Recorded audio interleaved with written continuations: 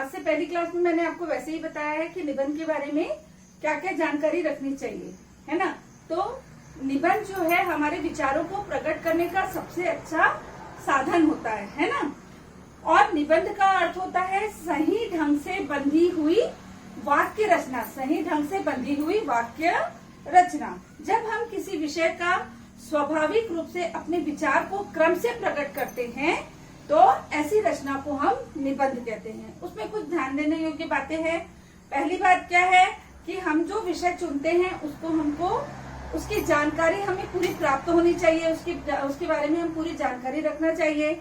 और निबंध की अनुरूप हमको रूपरेखा बनानी चाहिए। निबंध जो हमारे है उसके अनुरूप हमको रूपरेखा बनानी चाहिए। और जो विचार बिंदुओं को लिखना है, जो हम सोच के रखें उसको हमको क्रम से लिखना चाहिए। और वाक्य छोटे और सरल होने चाहिए, सरल भाषा में होनी चाहिए जो सबको समझ आ सके।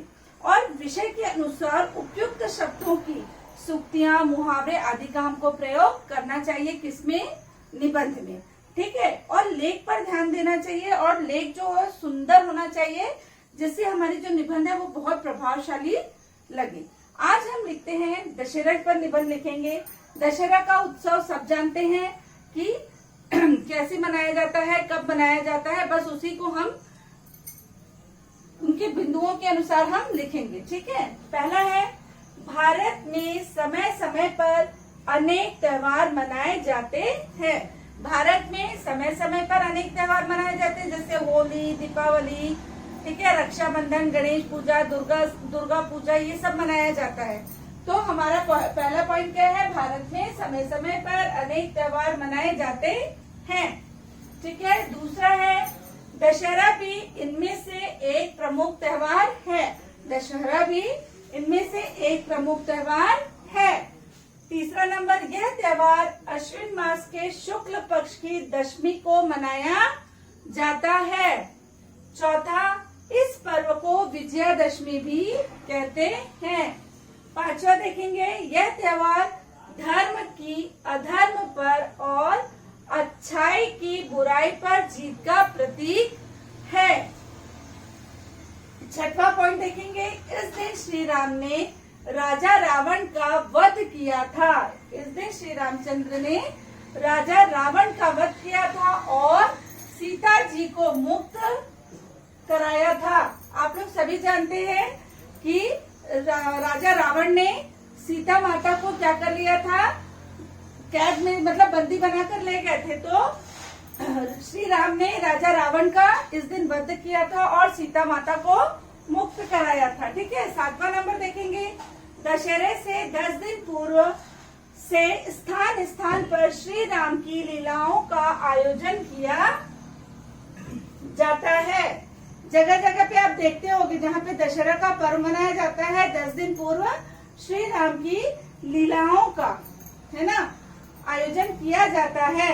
आठवां नंबर, दशहरे के दिन रावण, मेघनाद तथा कुंभकर्ण के पुतले जलाए जाते हैं, ठीक है। दशहरे के दिन किसका किसका पुतला जलाया जाता है? रावण, मेघनाद और कुंभकर्ण के पुतले जलाए जाते हैं।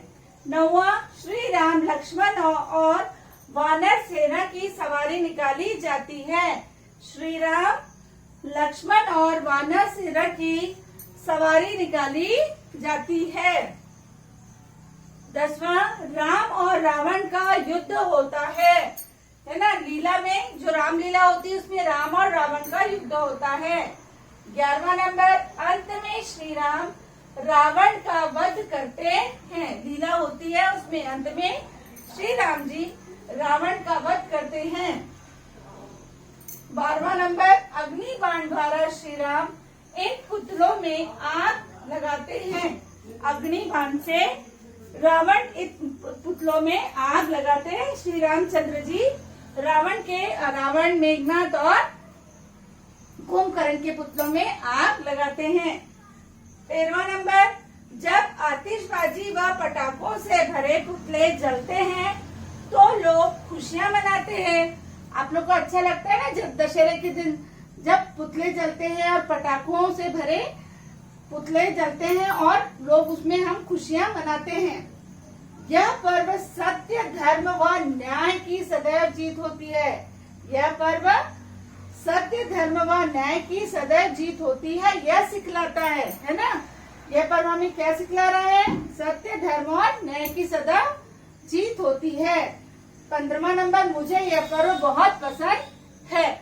मैं इसमें अपने हिसाब से इस पॉइंट को लिखी हूँ।